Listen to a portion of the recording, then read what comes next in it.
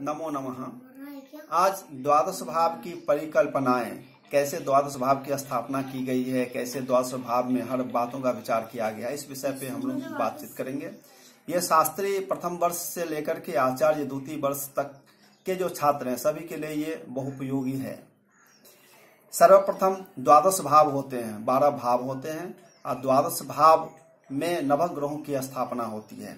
तो यहाँ समझने वाली बात, यहाँ द्वादश भाव और नवग्रह दोनों का यदि गुना करते हैं तो 108 होता है। 12 गुने 9 बराबर 108। और साथ ही 27 नक्षत्र हैं। 27 नक्षत्र को भी यदि 4 नक्षत्र के 4 पाद होते हैं, 4 पाद से यदि गुना करते हैं तो वो भी 108 चरण होते हैं।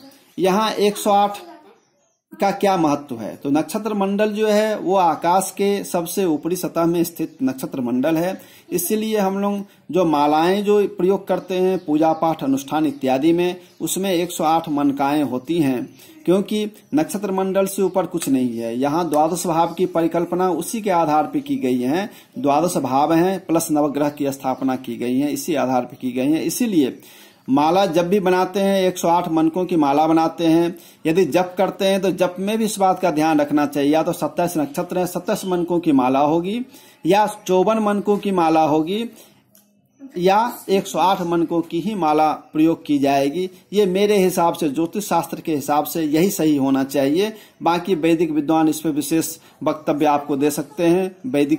ये वेद का विषय है, वैदिक बताएंगे कितने मनकों का क्या माला हो। ज्योतिष शास्त्र के हिसाब से 27, 54 और 108 यही शुद्ध और सही है।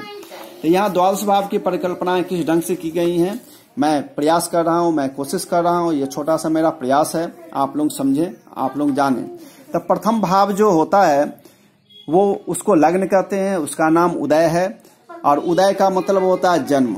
तो प्रथम भाव जो है ये जन्म है। किसी भी जातक का जो जन्म होता है उसका विचार प्रथम भाव से करते हैं, या प्रथम भाव से जन्म का विचार करते हैं। उसका जन्म कब हुआ, कैसे हुआ, नहीं हुआ, किन परिस्थितियों में हुआ, उसका रूप कैसा है, उसका रंग कैसा है। और जब प्रथम भाव में जब जन्म हो जाता है तो जन्म के बाद सर्वप्रथम जब भी बच्चों का जन्म होता है, जन्म होते ही उसे भोजन की आवश्यकता पड़ती है। इसीलिए उसे द्वितीय भाव जो है, प्रथम भाव से जन्म का विचार किया, द्वितीय भाव जो है वहां से हम असन का विचार करते हैं। असन का विचार करते हैं, असन अर्थात भोजन का विचार करते हैं। तो प्रथम भाव से जन्म हो गया, द्वितीय भाव से भोजन का हमने विचार किया। और जब भी भोजन करते हैं तभी शरीर में कुछ ताकत आती है, और उसको जो है हम कैसे ताकत को हम इन्वेस्ट करें, कैसे यूज करें, इसके लिए मुझे जो है भाई बहनों की आवश्यकता होती है। इसलिए तीसरे भाव से हम भाई बहनों का भी विचार करते हैं, जिनके साथ हम खेले धूपे और जो ताकत जो भोजन जो हम लोगों को जो मिला है उन भोजन का इस्तेमाल करें। इसके बाद जब भी तृतीय भाव से भाई बहनों का विचार करते हैं तो आगे आ जाता है चतुर्थ भाव। जब भी चतुर्थ भाव क्या है, सर्वप्रथम जन्म हो गया, भोजन प्राप्त हो गया, उसके बाद भोजन की आवश्यकता, भोजन मिल गया, भोजन मिलने के बाद जो है भाई बहनों की आवश्यकताएं हुई, क्योंकि उनके साथ खेलेंगे धूपेंगे रहेंगे। और जब भी उनके साथ खेलेंगे धूपेंगे रहेंगे, इसके साथ ही जो है सांसारिक भोग की आवश्यकता होती है। इसलिए चतुर्थ भाव से सांसारिक भोग यानी सांसारिक सुख का विचार जो है चतुर्थ भाव से हम करते हैं। और जब भी सांसारिक सुख की मुझे प्राप्ति होती है तो स्वाभाविक है, जन्म हो गया, भोजन कर लिया, भाई बहन की प्राप्ति हो गई और सांसारिक सुख की भी प्राप्ति हो गई। तो इसके बाद मुझे आवश्यकता होती है जो अपना जो सुख मिल रहा है, जो ज्ञान मिल रहा है, अब उन ज्ञान को हम आगे बढ़ाएं। ज्ञान को आगे बढ़ाने के लिए हम क्या करते हैं, पंचम भाव से शिक्षा का विचार करते हैं। पंचम भाव से हम शिक्षा का विचार करते हैं और शिक्षा प्राप्त करते हैं। जब भी हम शिक्षा प्राप्त करते हैं तभी जो है हम अच्छे और बुरे का निर्णय कर पाते हैं, कौन सही है कौन गलत है, क्या सही होना चाहिए क्या गलत होना चाहिए। तो ये छठा भाव आ जाता है उसके साथ ही, जहाँ शत्रु और रोग का विचार करते हैं, कौन अच्छा है कौन बुरा है। शत्रु और रोग का विचार करते हैं, अच्छे और बुरे का विचार करते हैं छठे भाव से। और यही अच्छे बुरे में जो शत्रु और मित्र इत्यादि का विचार जो है ये छठे भाव से हो जाता है। मित्र और शत्रु का विचार जो छठे भाव से करते हैं।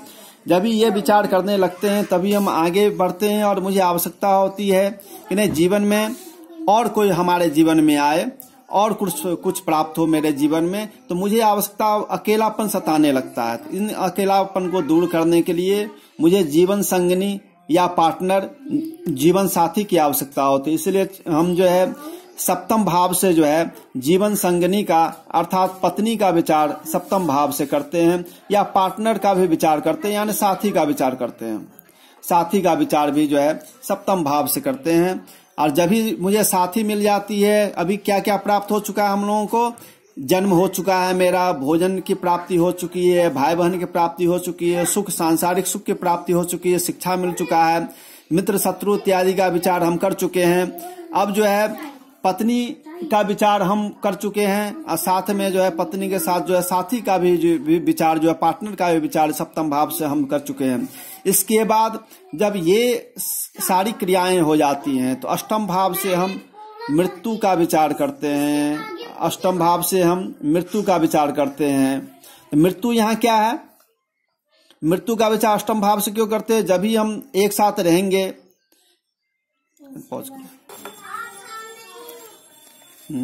जब भी सप्तम भाव से पति पत्नी का विचार करते हैं। साथ में अष्टम भाव क्या है? अष्टम भाव है गुप्त स्थान, गुह्य स्थान। जब भी पति पत्नी मिल जाती है संसार में, जो पति पत्नी तक हम आ गए, इसके बाद आवश्यकता होती है कुछ हम ध्यान योग में जाएं, कुछ हम ध्यान योग में जाएं, ध्यान करें, और गुप्त जो बातें हैं, जो सांसारिक जो गुप्त विद्याएं हैं, उधर अपनी प्रवृत्ति जाती है, तो गुप्त शोध में हम लगते हैं। इसलिए अष्टम भाव से हम ध्यान योग का विचार करते हैं।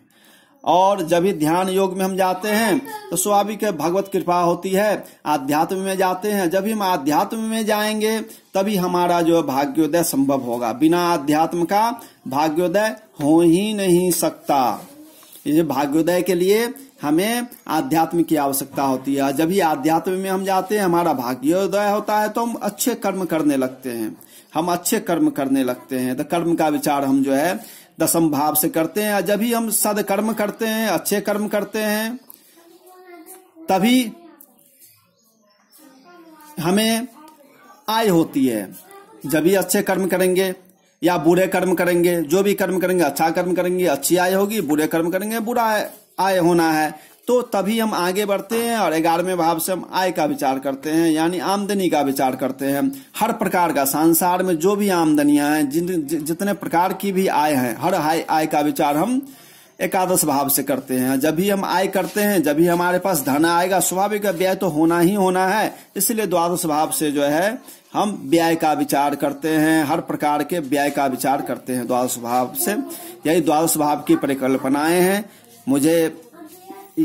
मैं मेरे तरफ से मैंने एक प्रयास किया है। अब आप लोगों को कैसा लगा यह जरूर आप लोग बताएं। इति कथयित्वा अहं विरमामि।